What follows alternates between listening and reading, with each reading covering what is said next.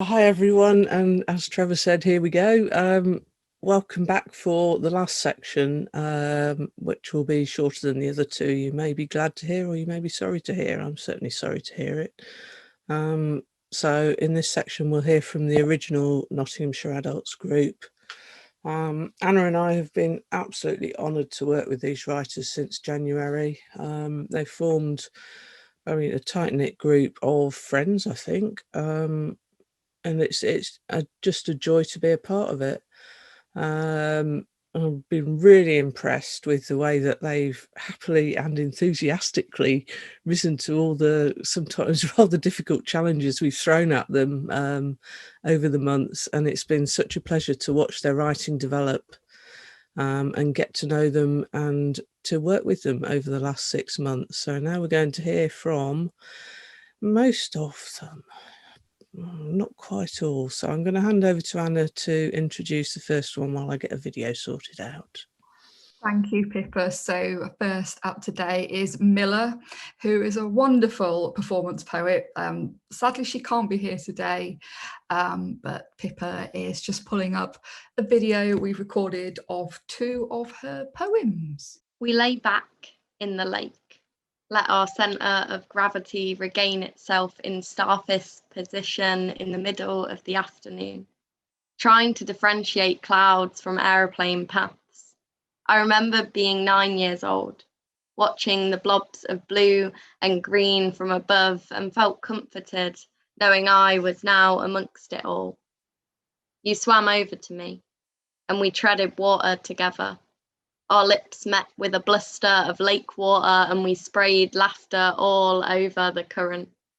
I waded through the weeds first, back onto the bank. You followed, and we warmed ourselves on a towel by the fire, watched it sizzle out as the stars started appearing, and did rock, paper, scissors for who had to wee on it. I won, as always, so I slipped on your 5 sizes too big flip-flops and squatted. The fire hissed, and our gaze met with curved lips stained by love.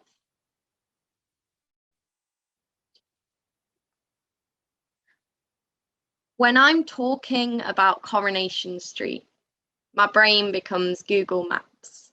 I can turn right to the cabin or left to Dev's. I can feel the cobbles beneath my trainers, as familiar as the living room carpet of my first home.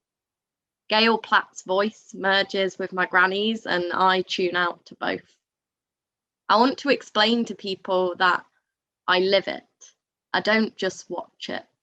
I'm immersed in every storyline and feel each death like a member of the family. Thank you.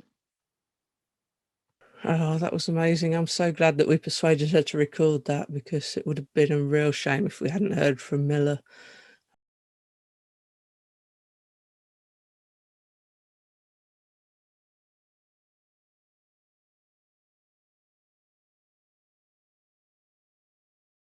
You don't seem autistic to me. You don't seem autistic to me. There's nothing unusual about the way you act and speak. You never seem anxious or unsure of yourself. Communication is something you take seriously. You look me in the eyes, so really, you don't seem autistic to me. You're not a maths genius or a computer whiz. Neither are you like my friend. Your happiness shows no end. Politeness is a second nature. You're a people person. You work well in a group. I hate to break it to you, but you don't seem autistic to me. Noises do not appear to bother you. In fact, you tolerate more than a few. You're never rude, never complain, or run away from others' disdain. You wear makeup, you talk to people, you're an open book. You have empathy, too much in fact. You are imaginative, you're silly, and make jokes. Nothing strikes as unusual here. Though this topic I hold dear, no rhyme or reason will convince me otherwise, because you don't seem autistic to me. So next we've got Anne, who is a librarian. Not at all a typical job for an autistic person. That was sarcasm, by the way. She reads voraciously, and she's been developing her amazing writing skills through Beyond the Spectrum. And now we'll hear what Anne's got to say. This poem is called A Slice of Life. The sharp taste of beetroot, electricity on the tongue, is tea at Gran's every Saturday, reading a library book while Dad and John are out watching Forest play. Cream-filled sponge cake, light as air, is Auntie Edie, bird-like frame perpetually in motion as her stream of consciousness words flow unabated. Honey, the smell, is keeping bees in the back garden, turning the extractor handle to spin the combs, hearing the golden liquid whir onto the metal sides. Barramundi is hot sun, clear skies, and fantasy sea in Australia. Meeting my 2-year-old niece as she stares at us in puzzlement. Boiled eggs is a Yorkshire Christmas. Doing jigsaws with the adults while my brother and cousins play ping pong exuberantly until forced to evacuate the room in search of fresh air. Mackerel is the serenity of childhood summer holidays, smoking the fresh caught fish on the pebble beach of Lulworth Cove. Mars bar crispy, explosion of sweet stickiness coating my tongue, is Aunt Cynthia. Lockdown comfort in the post, the best Christmas present, the warmth of being remembered. Slicing a cake is sibling rivalry, pouring over the exact centre with the intensity of a spy deciding which wire to cut. Shepherd's pie, bolognese, blackberry crumble is mum. Safety, security, and home. Thank you. Oh, thank you so much, Anne. Next up, we've got Louise, who is a brilliant scriptwriter, who's recently signed with an agent. Today, she's going to be showing us that she can write in other genres as well. Thanks. This is called Strange and Broken Forms. I hear you. I hear everything. The rain drumming on the windows, the buzzing of computers, the air conditioning rustling the paper on my desk. Your voice swims in a sea of distraction that my ears as nets failed to catch. I watch your eyes roll, their derision scything the buds of my confidence, and shrink in the shame of knowing I've disappointed you. Recoiling deeper into the shadows of myself, away from the electric glare of your annoyance. I bend my reality to fit your expectations. I squeeze myself smaller and smaller to fit within the confines of my box, my place. My body aches with the strain of it, and yet it's my exhausted mind that's expected to climb the hills of your incomprehension. Why can't you bend your reality and pull me into the bright skies of understanding, of your understanding? Why do you expect these tired arms to do all the heavy lifting when they can barely traverse this conversation? You demand attention. I request awareness. Less able to comprehend your words when forced to stare into the iron grip of your gaze, witness to your dissatisfaction, prisoner of your condescension. Hauling yourself above me, using the derision of others to build a pedestal as all-encompassing and as fragile as your ego. Gilded in self-satisfaction, raised by your own weakness, you build monuments to the thoughtlessness of your words. Scaled by those forced to carve themselves into strange and broken forms, unnerved by my resistance, terrified of the minor inconvenience assisting me may require. You wage wars with those too exhausted to resist and call it victory. I am listening. I do hear. I hear everything you're not saying. Sorry, I was too busy being overwhelmed. I'm just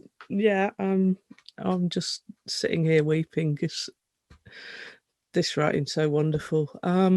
Yes, anyway, we have more wonderful writing now from Sophie, who is a fantastic writer and also a brilliant artist, as you'll know if you've seen her pieces in the anthology.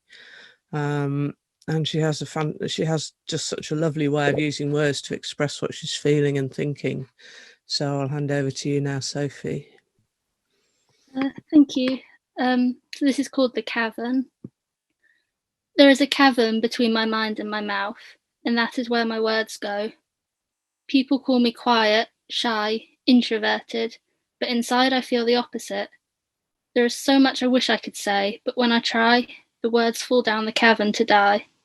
Sometimes they cling to the edge, try to fight their way out, but I choke on them in the cave of my throat and they come out blunt, abrupt, cold. And now they call me rude instead and don't speak to me again.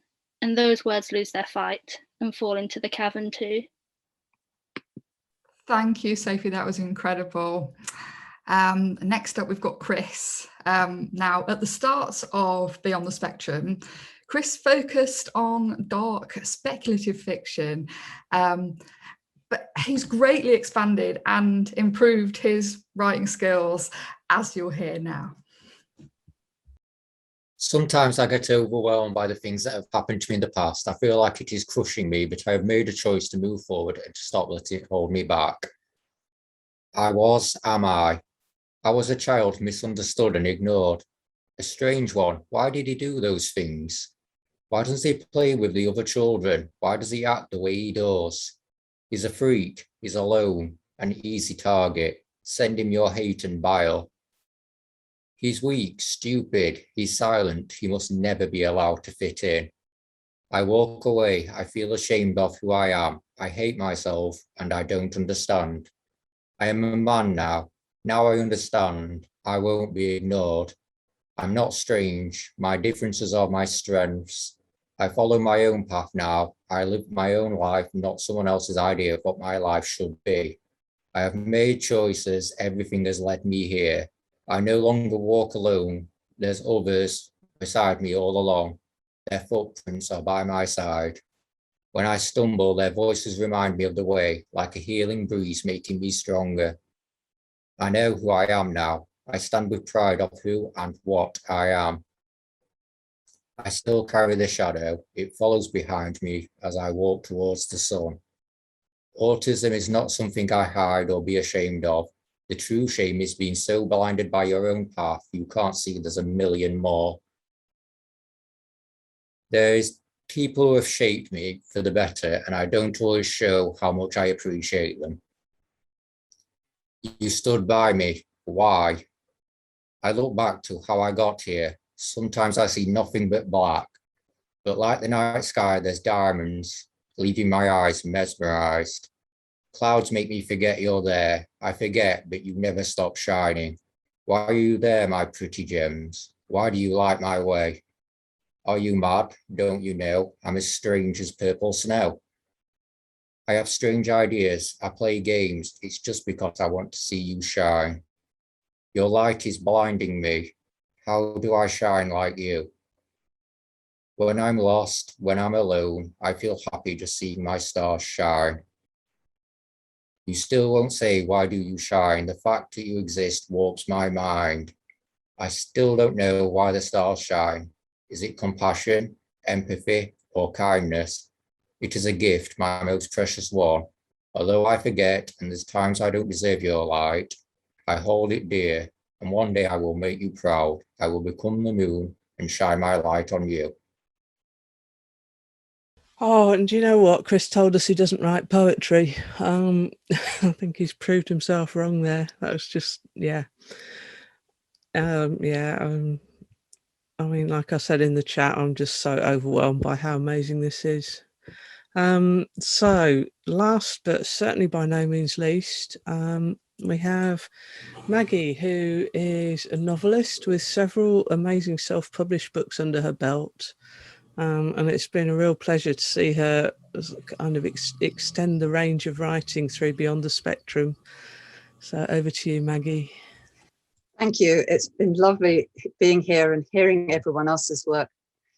The first piece I'm doing today arose out of a group prose exercise we did in May to write a ghost story. It's called The Haunting.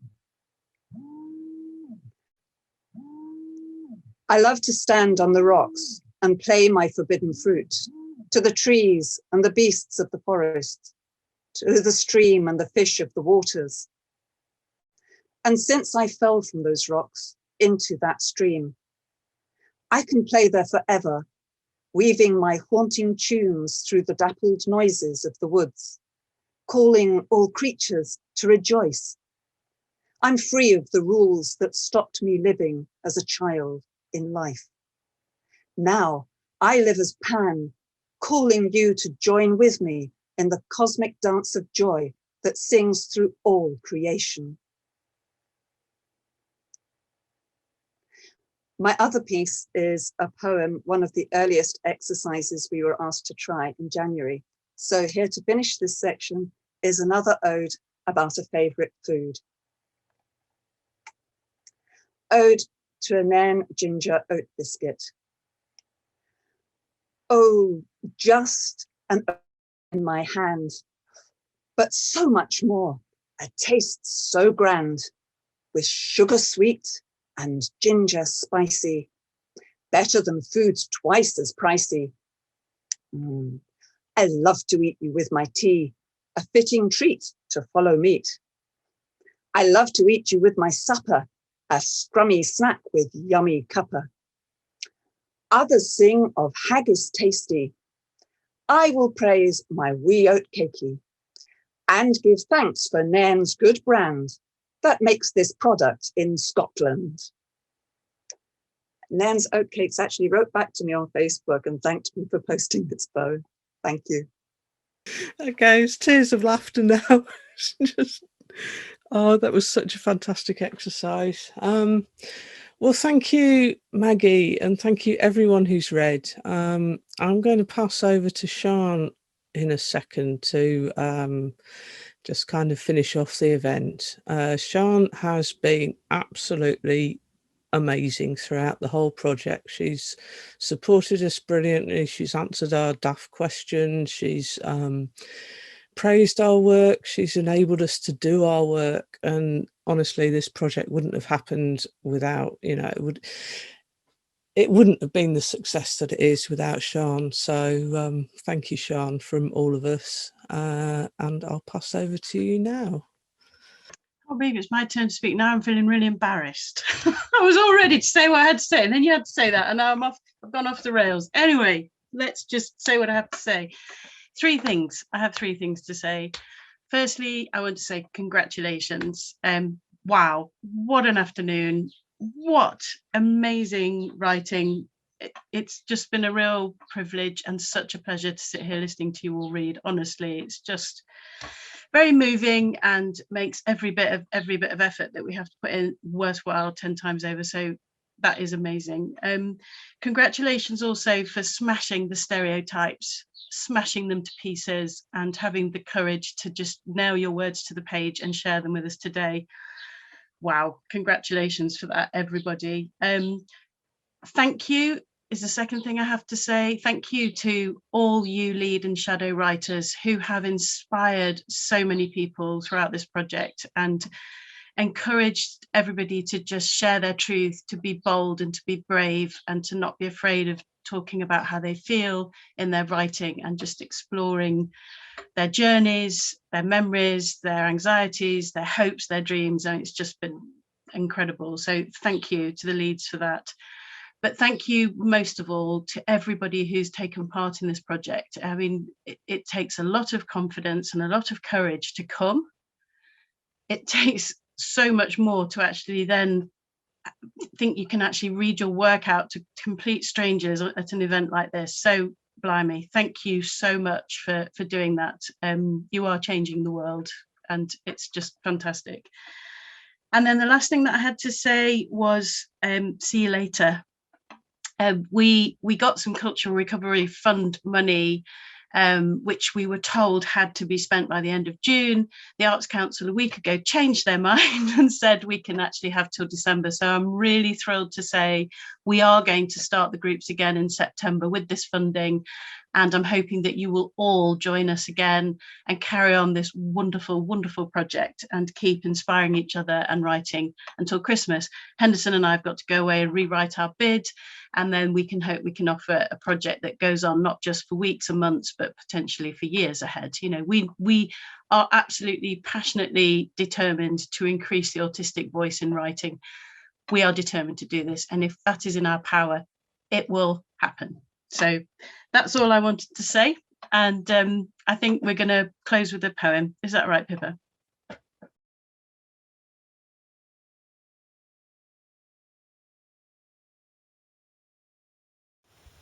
My autism is black. So black it absorbs all light. First draws, then deflects the eye. Baffles and confuses the casual onlooker. But if you sit with it, take a moment to understand, to really understand, then you will see it is more. It is rich, dark, and complex. You may even grow to love it. My autism is blood red in many shades, from the slow, deep garnet ruby of spent blood to the shocking scarlet slash of arterial blood, pulsing and dynamic. It is such a part of me, I could not live without it. My autism is red. Once a red flag for those who don't understand and a warning for me to alter my behaviour. Now it's the big red button that launches missiles of understanding, changing what you thought you knew. My autism shines scarlet in my mother's blood. My brother and my grandmother also bleed brightly. How could something that intense have hidden for so many lifetimes? Thank you for that gift. Now I see through a red rose-coloured lens what we are, why we are, and who we are, and everything fits. My autism is sunshine yellow. People like to tell me I stand out too much, but this is who I am, and I will always shine this bright. My autism is silver. With care it can shine, reflect the unlimited potential of a beautiful world. My autism is khaki, not to camouflage or blend in, exposing movement instead, not to pretend or be anyone else, for exploration instead, seeking, sharing, bringing witness to all of my cascading expression, even when silent. My autism is orange, sanguine dawn ablaze, wildfire on my pithy tongue.